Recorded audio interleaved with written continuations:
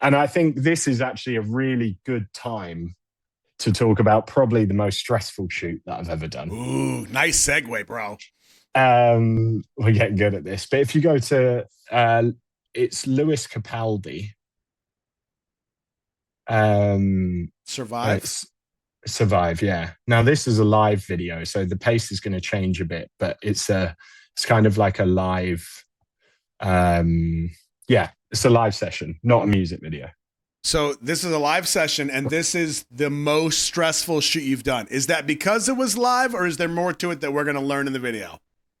I think we'll watch the video. Okay. And then you'll see why it was stressful. Got it. Oh, man. Oh, I'm nervous. Press and play, dude. Whew. So it's quite a nice watch. You'll have a nice time. All right. How long till it feels like the wound's finally starting to heal? How long till it feels like I'm more than a spoke in a wheel? Most nights I feel that I'm not enough. I've had my share of Monday mornings when I can't get up. But when hope is lost and I come undone, I swear to God I'll survive. If it kills me too, I'm gonna get up and try. If it's the last thing I do, I've still got something to give. Though it hurts sometimes, I'm gonna get up and live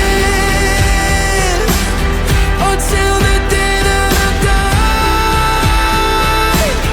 I swear to God I'll survive.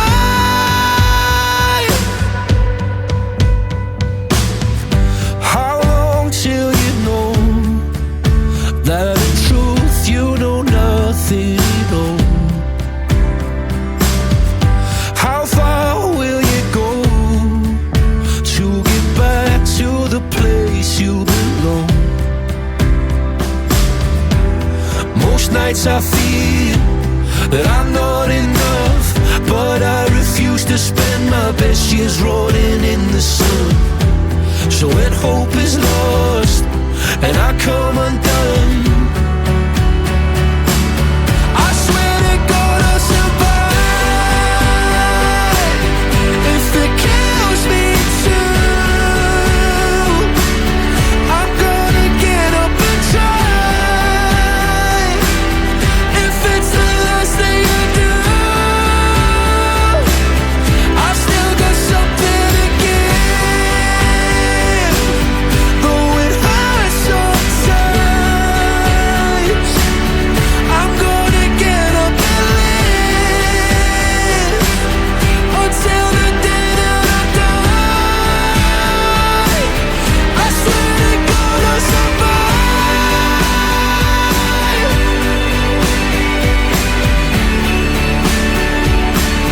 I swear to God I'll survive.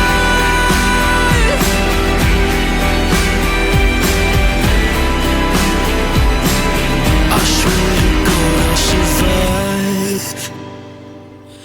If it kills me too, I'm gonna get up and try. If it's the last thing I do, I've still got something to give. Though it hurts sometimes, I'm gonna get up and live until the day that I die. I swear to God I'll survive.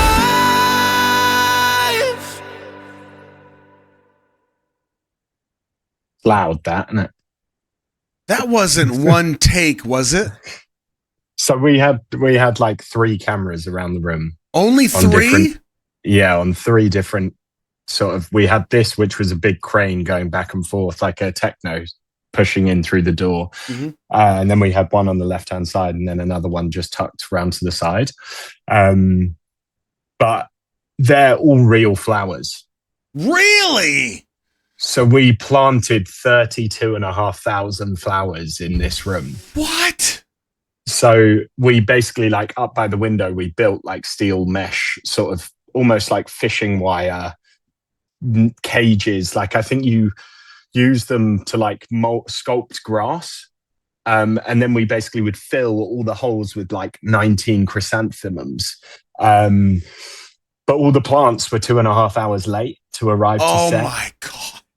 And then the big techno crane that I wanted wouldn't fit through the front door of the building. So we had to we were shooting an hour and a half outside of London. So the crane arrived. We couldn't get through the door, had to put it back on the truck, get a smaller one driven to us. So like, we're talking about stress on shoots. And then I also did the stills that were like the lead images for the project and sort of billboards, and are used for all of his like Live at Hyde Park and all of those things. So I was trying to stay on top of what was going on in the video world while I'm running around taking photos of Lewis around this location. So like, it was a really mad day. And then all the flowers got donated to hospitals after. So nice. All of the boxes, all the flowers were then boxed up and sent to hospitals. So none of them were wasted before anyone. Great. But yeah, it was like, again, this was like a mad shoot. And like, obviously you go, right, we're going to fill a room with flowers and they're going to perform in the middle.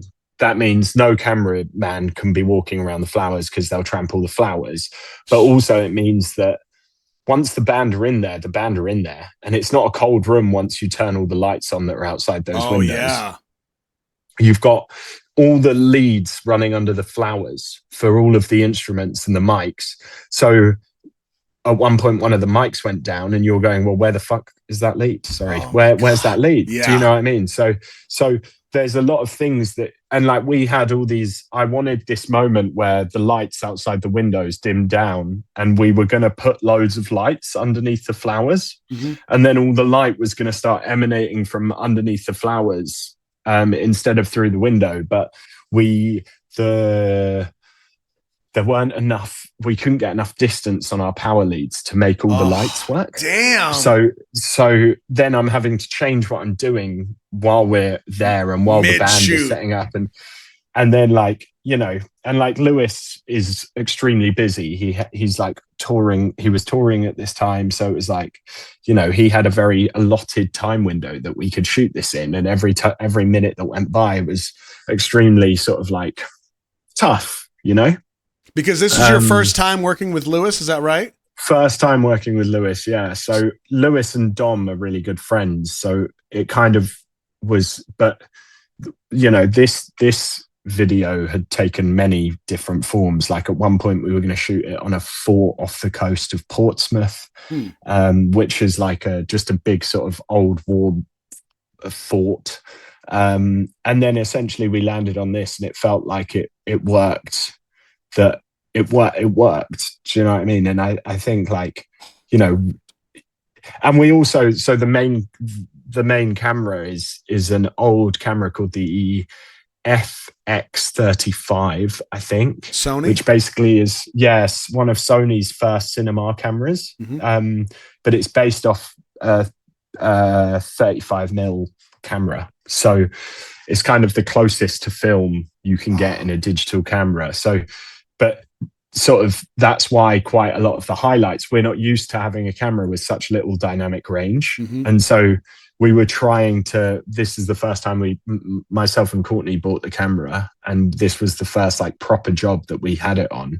So we were kind of like, oh God, we're trying to work it out as we go. And it's, but like in reality, it was, yeah. And like all the crew brought their important others' flowers home from set, which I think, you know, softened the blow of getting home at past midnight after cleaning up 32,000 flowers. Oh my God, that's incredible. Yeah. So, but I think this again, like I grew up, my first kind of step into directing was live music. Okay. And rather than doing music videos, I used to do a lot of live sessions. So there's actually one after, which I think is kind of, alongside Lewis, I actually, funnily, did work with Lewis on back at the beginning of his career when he was Brit nominated for Rising Star. And I had to do 3 live sessions in one day, and it was Lewis Capaldi, Mahalia, and Sam Fender. And Lewis didn't remember me, obviously, because I was, younger. You were nobody.